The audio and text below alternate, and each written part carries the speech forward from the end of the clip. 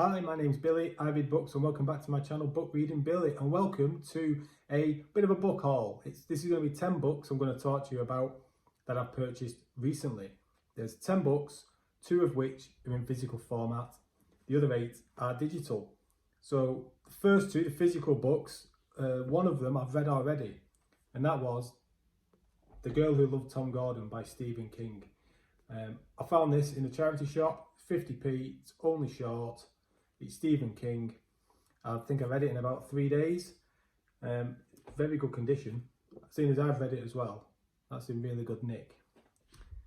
And then I also picked up The Collapsing Empire by John Scalzi. Now I've not read any books by him. I think I've got 3 now. This being the only one in physical format. But again, they're pretty short.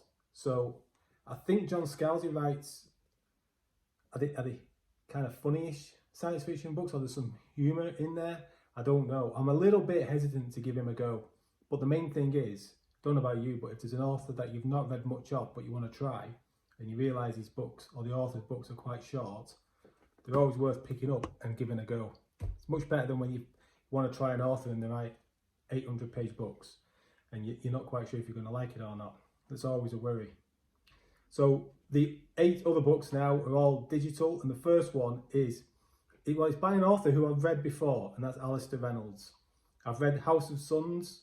Alistair Reynolds is science fiction, and I'm not mega familiar with his books in terms of what they're called and what the series are, but I thought I had a decent handle on it.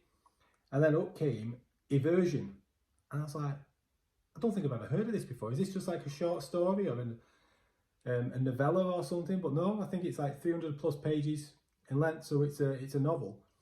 And I'd never heard of it before. So I picked it up and I can add it to my ever-expanding collection of books I've not read by Alistair Reynolds, which I think is now, must be up to 6. I reckon I've got 6 of his books I've not read.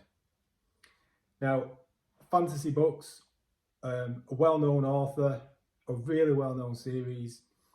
I've not read anything by him, and that's Tad Williams. And I've picked up the first 2 books in the, is it the Dragonbone Chair series? Is that what it's called? Maybe it is, maybe it's not. Correct me if I'm wrong. But I picked up the Dragonbone Chair and the Stone of Farewell. Now, I was hoping that with these books, I don't know why, but I really fancy reading these books in like trade paperback, because I've seen them, and the big books, aren't they? They get big. I think that 3rd book is huge, isn't it? So I was hoping for trade paperback, big beefy book to sit down and read, but I picked these both up for 99p on sale on Kindle. Why would I not do that? So I've got them. The only thing with Tad Williams is I'm always a bit unsure where to start, because I know he's written some science fiction as well. So if I've never read any of his books and I read both fantasy and science fiction, do you think those books are the right ones for me to go to first, or should I try something else? I always want to make sure I'm going in the right place with any new author.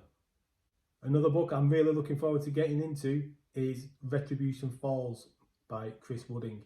This is part of the Ketty J series. It's the first book in that series, and I've had my eye out for this for quite a while, and it's never cropped up on sale until a couple of weeks ago. And I saw it and I was like, finally it's there. So I've snagged that and I've got it. And it's one of those series that you never really see a lot of love for. And don't get me wrong, those people who do read it and do love it talk about it an awful lot. But when it comes to people I follow on BookTube, it's not really well known. It is obviously known, and it is talked about, and the reviews I hear of it are really good. But it's never one of those that I ever see that is always up there in people's top 10s or top 20s or something like that. But yet it's always well liked. So I'll be interested to see what that's about when I do eventually get to it. So a book I picked up from a really well-known author who I have read before. I read one of his previous books, and I have to say I didn't like it.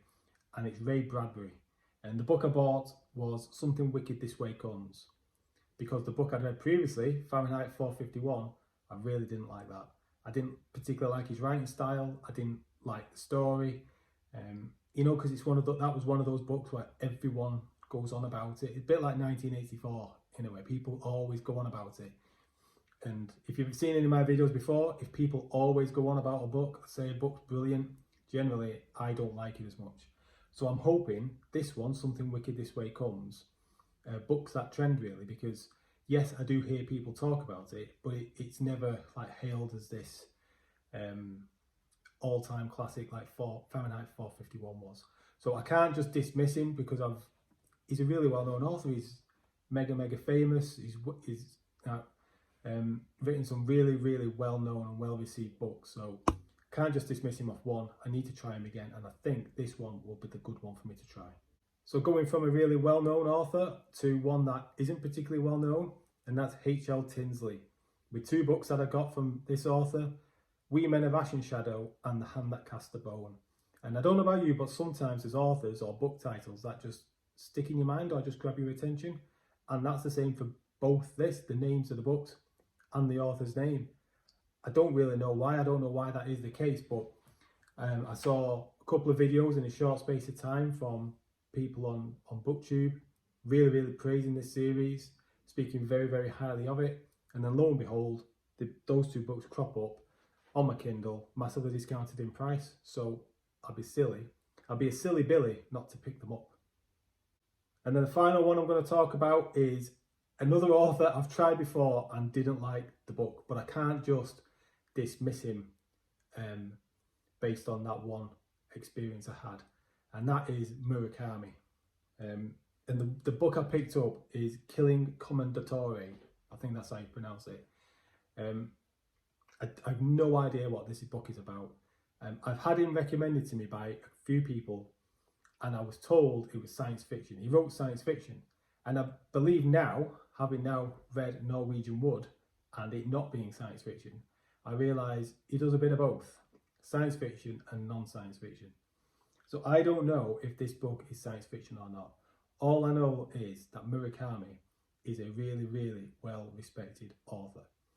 And the previous book I read, which was Norwegian Wood, which I thought was going to be science fiction, and it turned out to be, I think it was set in 1960s Tokyo, when you're following a student around who was in uni, and all he wanted to do was get his end away all the time and just talk about things. And that was pretty much all it was. But even though that was all it seemed to be, and there was no discernible plot that I could work out, it was I kind of thought it was all right.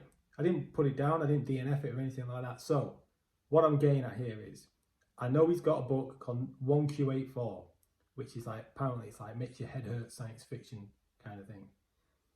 And I picked up a few of his other books before, and here's another one, Killing Commendatore. No idea what it's about, but it's Murakami. I need to try it. So those are the books I've picked up recently.